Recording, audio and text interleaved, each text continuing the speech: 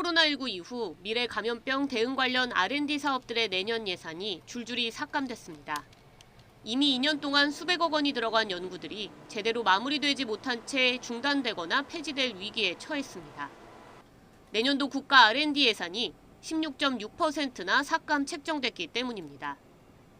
과학기술정보통신부는 원래 예산 증액을 계획하고 있었지만 윤석열 대통령의 과학기술계 이권 카르텔 언급 이후 갑자기 예산이 대폭 삭감된 겁니다. 이에 과학기술계가 사상 처음으로 성향과 관계없이 모여 반대의 목소리를 높였습니다. 22개 출연 연구기관의 9개 과학기술노조와 과기정통부 공무원 노조, 이공계 학생을 포함한 대학 관계자까지 대략 2만 명 정도입니다. 현 정부는 국가과학기술 발전에 묵묵히 이바지해온 연구 현장을 비도덕적 카르텔로 매도하며 예산 삭감을 강행하고 있습니다. 연대회의는 과학기술계를 카르텔로 매도한 정부의 공식 사과와 함께 삭감된 R&D 예산을 원상 회복할 것을 요구했습니다. 또 하위 20% R&D 사업의 강제 퇴출은 연구자를 단기 성과에만 집중하게 만드는 등 연구 현장을 파괴하는 행위라고 지적했습니다. 성과는 어느 정도 시간이 지나야 나옵니다. 그러면 잘리는 것들은 씨앗들이 다 잘리게 되는 거거든요. 그래서 하이를 자르고 하는 그런 개념은 과학기술계에서는 절대 적용되면 안 되는 거고요. 일방적인 예산 삭감으로 학생 인건비가 가장 먼저 타격을 받게 됐다며 이로 인해 미래인재가 과학기술계를 떠날 수 있다는 의견도 나왔습니다. 이게 돈이 없어서 계약을 할 수가 없는 상황에 처걸리게 되는 겁니다. 그래서 학생들이 가장 먼저 계약이 해지되고 근로시간이 줄게 되고 그런 부분이 있는데 연대회의는 연구 현장의 목소리가 반영된 정책 수립을 요구하며 이번 추석 연휴 동안 대국민 상대 홍보전에 나서는 등 R&D 정상화를 위한 연대 투쟁을 하겠다는 입장입니다. YTN 사이언스 양우영입니다. 연구에 몰두하지 못하고 연구비 수지에 모든 역량을 지금 써야 되는 그런 상황들이 무지 많습니다. 자, 그러면 이제 연금 삭감은 예를 들어서 뭐 마이너스 10%라 하지만은 우리한테는 아주 크게 다가오는 거죠. 특히 이제 그 학생들을 만약에 중간에 더 이상 받지 못하고 내보내야 될 상황이 벌어질 가능성도 농후합니다. 이런 경우가 가장 심각하고요. 어쩌다가 이제 또 저희 전기료 또 어떻게 분담하나 그 고민하고 있습니다. 연구에 집중할 수 없는 그런 상황이죠. 그동안 우리 출연연 종사자들이 현장 연구자들이 무엇을 세부적으로 잘못했는지에 대한 문제점 지적은 사실 거의 없어요. 그동안 성과를 이야기한다라면 나열하기 힘들 정도로 많은데 그런 부분들은 전혀 이야기하지 않고 왜 그 일방적으로 카르텔을 적용해가지고 나쁜 부분만 부각시키고 국민들 사이에서 범죄자 취급받도록 이런 그 행태를 보이고 있는지 이 정부를 하여튼 저희 입장에서는 때려잡고 싶어요.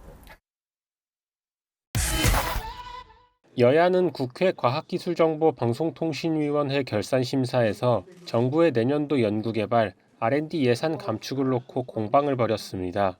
더불어민주당 의원들은 윤석열 대통령이 지난 6월 R&D 카르텔을 이야기한 뒤 이에 바로 몇 조씩 예산이 감축돼 R&D 예산 핵폭탄을 터뜨렸다며 이종호 과학기술정보통신부 장관이 책임져야 한다고 요구했습니다.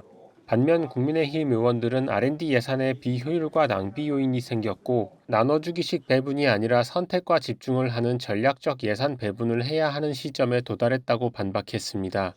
이에 이종호 장관은 어쨌든 한 번은 넘어가야 할 산이었다고 보면 된다며 최대한 효율화하고 앞으로 지원을 확대해 정말 효율화된 선도형 R&D 시스템을 만들어가려 한다고 답했습니다.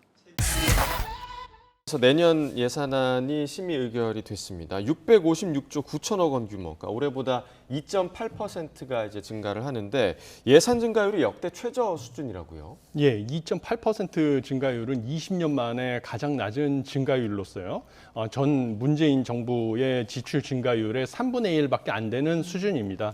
예, 그런데 이 증가율 일이 낮게 된 이유는 그 예산을 갖다가 재배치를 했는데요. 총지출을 교육하고 R&D 예산을 대폭 줄이는 대신에 보건, 복지, 고용 그리고 공공질서 안정, 외교 통일 부분의 예산을 늘리는 식으로 재배치를 해서 총 지출 증가율을 낮췄습니다.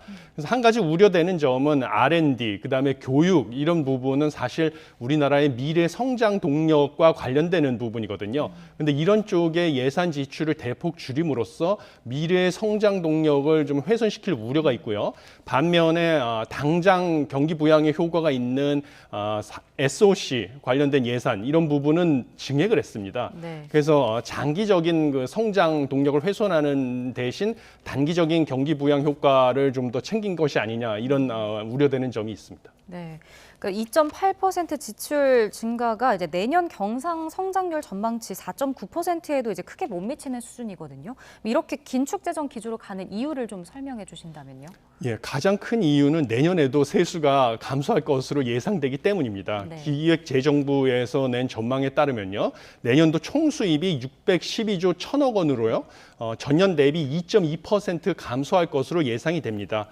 그러다 보니 이렇게 지출을 최대한 줄였음에도 불구하고요, 총 수입은 2.2% 전년 대비 감소하는데 총 지출은 2.8% 늘어나게 되니까요, 사실 이 적자가 되겠죠. 네. 그래서 원래 윤석열 정부에서 관리 재정 수지라는 것이 있는데요. 이것은 정부의 총 수입에서 총 지출을 뺀 다음에 국민연금 같은 사회보장성 기금의 수지를 제외한 것. 그래서 국가의 재정 상태를, 살림 상태를 보여주는 지표인데요. GDP 대비 관리 재정 수지 적자 폭을 3% 이내로 유지하겠다라는 재정 준칙을 목표로 발표를 했습니다. 그런데 내년에 GDP 대비 관리 재정 수지 적자가 3.9%로 윤석열 정부가 제시했던 이 목표를 벗어나게 되는 이런 전망이 나왔습니다.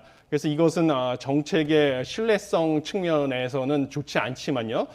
지금 이런 세수 감소 때문에 그 와중에서도 필수 불가결하게 지출해야 될 항목들이 있고, 그다음에 또 경기 침체도 일부 대응해야 되기 때문에 총 지출을 일부 증가시킬 수밖에 없는 상황, 이런 것을 고려한 불가피한 선택이었다고 보입니다.